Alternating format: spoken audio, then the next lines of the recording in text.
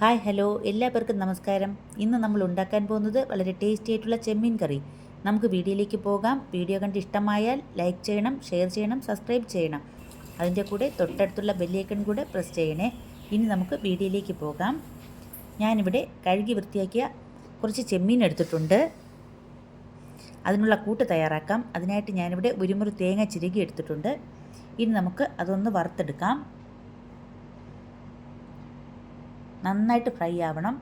അതിലേക്ക് 2 ചെറിയ ഉള്ളി കൂടി ചേർത്ത് കൊടുക്കുന്നുണ്ട്. സ്റ്റൗ എപ്പോഴും മീഡിയത്തിലായിരിക്കണം, ഇല്ലെങ്കിൽ തേങ്ങ കരിഞ്ഞു പോകും. ഇനി ഇതിലേക്ക് 1 ടേബിൾ സ്പൂൺ കുരുമുളകും കൂടി ചേർത്ത് ഒന്ന് നന്നായിട്ട് വറുത്തെടുക്കാം. ഇപ്പോൾ ഏകദേശം മൂത്തിട്ടുണ്ട്. ഇനി നമുക്ക് അതിലേക്ക് 1 ടേബിൾ സ്പൂൺ മല്ലിപ്പൊടി, 1.5 ടേബിൾ സ്പൂൺ മുളക് പൊടിയും ചേർത്ത് ഒന്ന് ചൂടാക്കിയെടുക്കാം. ഇത് തണുത്തതിന് ശേഷം നമുക്കൊന്ന് അരച്ചെടുക്കണം. ഇപ്പോൾ ഇത് തണുത്തിട്ടുണ്ട്. ഇനി മിക്സിയിലെ ജാറിലേക്ക് നമുക്ക് തേങ്ങ വറുത്തത് ഇട്ട് കൊടുക്കാം. ഇതിലേക്ക് ഒരു നെല്ലിക്ക വലുപ്പത്തിന് പുളിയും കൂടി ചേർത്ത് കുറച്ച് വെള്ളവും ഒഴിച്ച് നന്നായിട്ടൊന്ന് അരച്ചെടുക്കാം. ഇപ്പം ഞാൻ അരച്ചെടുത്തിട്ടുണ്ട്. ഇനി ഇത് ചെമ്മീനിലേക്ക് ചേർത്ത് കുറച്ച് ചെറിയ ഉള്ളി ഞാൻ നീളത്തിന് അരിഞ്ഞു വെച്ചിട്ടുണ്ട്, അതും കൂടി അതിലേക്ക് ഇട്ട് കൊടുക്കാം. 1/4 ടീസ്പൂൺ മഞ്ഞൾപ്പൊടി, കുറച്ച് ഉപ്പും കൂടി ചേർത്ത് നന്നായിട്ടൊന്ന് ഇളക്കിയെടുക്കാം.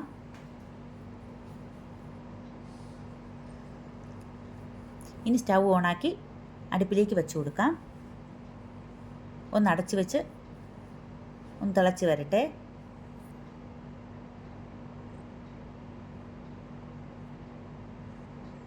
ഇപ്പോൾ തിളച്ചൊന്ന് നോക്കാം. തിളച്ച് വരുന്നുണ്ട്. കുറച്ച് നേരം കൂടി അടച്ച് വെച്ച് വേവിക്കാം.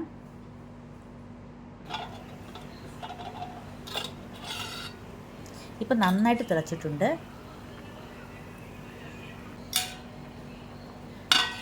ഇനി കുറച്ച് നേരം മീഡിയത്തിൽ വെച്ച് കൊടുക്കാം.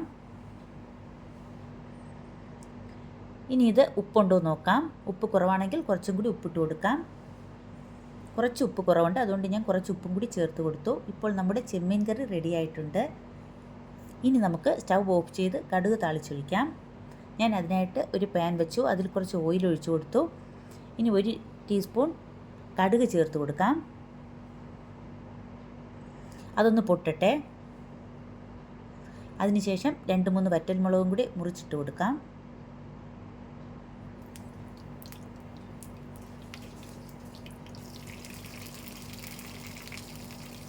ഇനി കുറച്ച് കറിവേപ്പിലയും ചേർത്ത് നമുക്ക് കടുക് താളിച്ചെടുക്കാം. ഇനി ഇത് നമ്മുടെ ചെമ്മീൻ കറിയിലേക്ക് ഒഴിച്ചു കൊടുക്കാം. ഇപ്പോൾ നമ്മുടെ ചെമ്മീൻ കറി റെഡി ആയിട്ടുണ്ട്. ഇതിഷ്ടമായാൽ ലൈക്ക് ചെയ്യണം, ഷെയർ ചെയ്യണം, സബ്സ്ക്രൈബ് ചെയ്യണം. Thank you.